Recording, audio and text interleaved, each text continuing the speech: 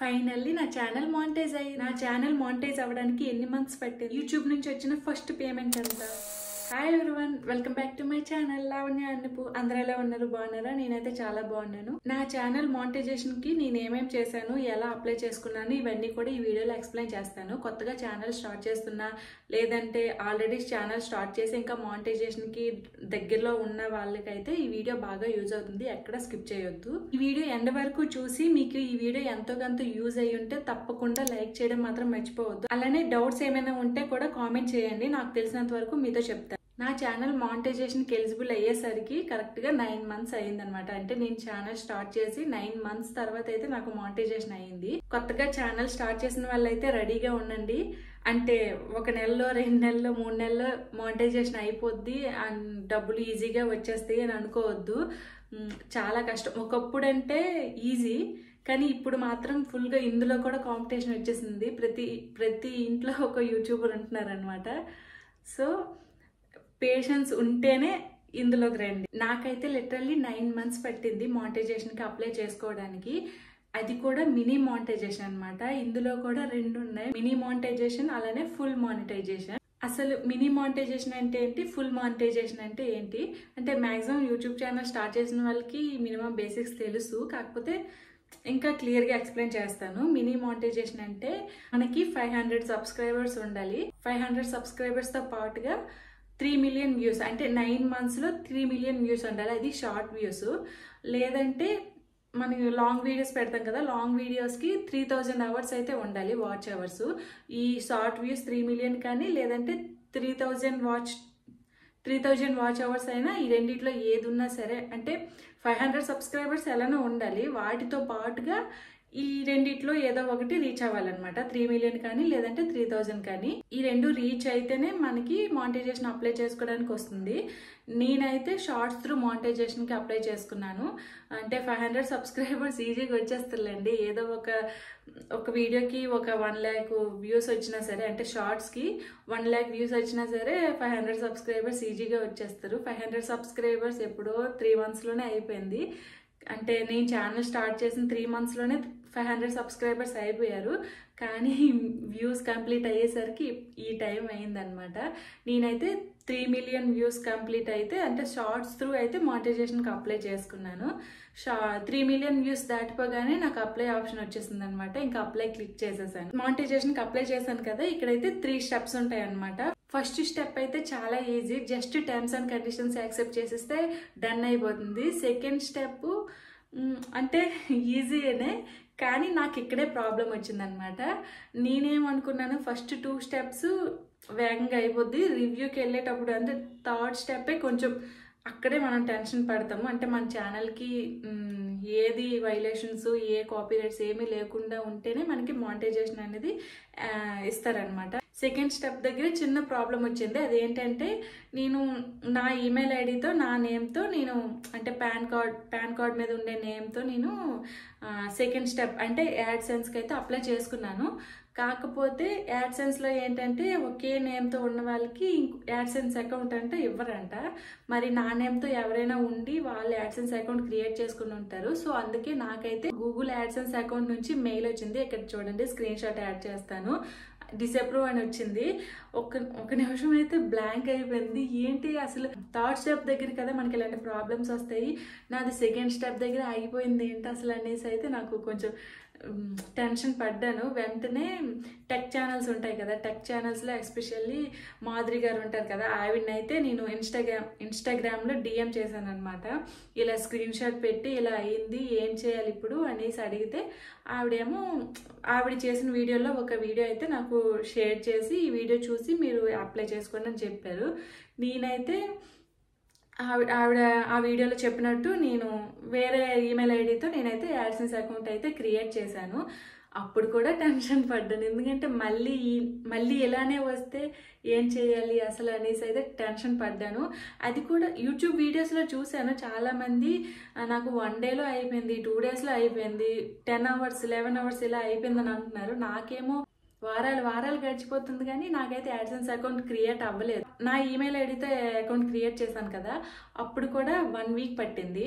ఆ తర్వాత వేరే ఈమెయిల్ ఐడితో క్రియేట్ చేశాను కదా, అప్పుడు కూడా 10 days పట్టేసింది. ఇంకా నాకైతే హోప్స్ పోయాయి అనమాట. 10 days తర్వాత సెకండ్ స్టెప్ కూడా డన్ అని వచ్చింది యూట్యూబ్ స్టూడియోలో చూసుకుంటే. ఆ థర్డ్ స్టెప్ ఆటోమేటిక్గా రివ్యూలోకి వెళ్ళిపోద్ది మన ఛానల్. ఈ 2 steps-కే నాకు ఇన్ని డేస్ అయిందంటే ఇంక ఈ థర్డ్ స్టెప్ ఇంకెన్ని రోజులు అవుతుంది అనేసి అయితే నేనైతే ఫిక్స్ అయిపోయి ఉన్నాను. కానీ లక్కీగా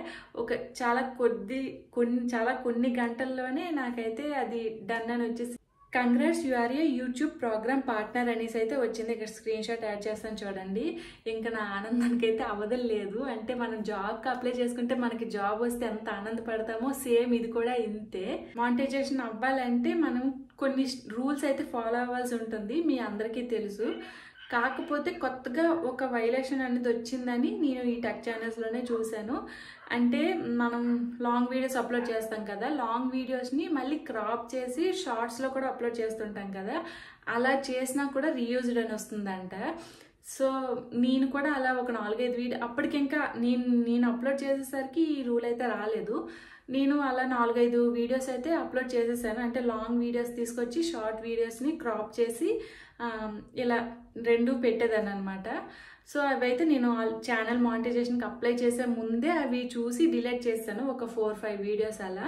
కానీ అప్లై చేసేటప్పుడు కొంచెం భయంతోనే చేశాను. రివ్యూకి వెళ్ళినప్పుడు కూడా కొంచెం భయం వేసింది, ఏమో నేను ఎక్కడైనా మర్చిపోయానేమో, మళ్ళీ రీయూజ్డ్ అని వచ్చేస్తే మళ్ళీ ఎవరు వెయిట్ చేస్తారు, మళ్ళీ ఇదంతా తలనొప్పి అని అనుకున్నాను. కానీ అవన్నీ డిలీట్ చేసేయడం వల్ల లక్కీగా నాకైతే ఆ ప్రాబ్లం ఏమీ రాలేదు. సక్సెస్ఫుల్గా మానిటైజేషన్ అయితే అయిపోయింది. సో మీలో కూడా ఎవరైనా ఇలా మానిటైజేషన్కి అప్లై చేసే ముందు ఇలా ఒకసారి చెక్ చేసుకోండి.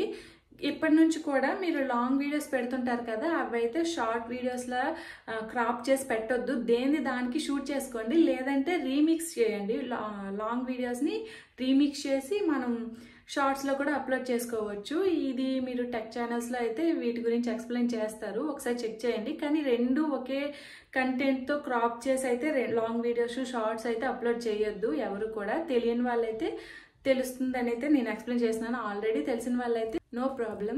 ఇప్పుడు మానిటైజేషన్ అయింది కదా, నాకు యూట్యూబ్ నుంచి ఎంత పేమెంట్ వచ్చింది, అసలు నాకు అయిందే మినీ మానిటైజేషన్, 1 రూపీ కూడా రాలేదు. ఫుల్ మానిటైజేషన్ అయితేనే మనకి మనీ అనేది ఎవ్రీ మంత్ జనరేట్ అవుద్ది అనమాట.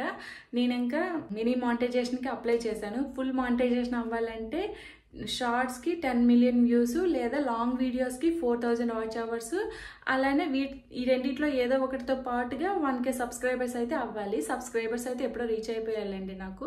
కానీ ఈ రెండింటిలో ఏదవుద్దో చూడాలి. నేను వెయిటింగ్ అనమాట ఫస్ట్ పేమెంట్ తీసుకోవడానికి. కానీ యూట్యూబ్ అనుకుంటాం కానీ ఇలా రోజు వీడియోస్ పెట్టాలి, డైలీ పెట్టాలి, కన్సిస్టెంట్గా పెట్టాలి.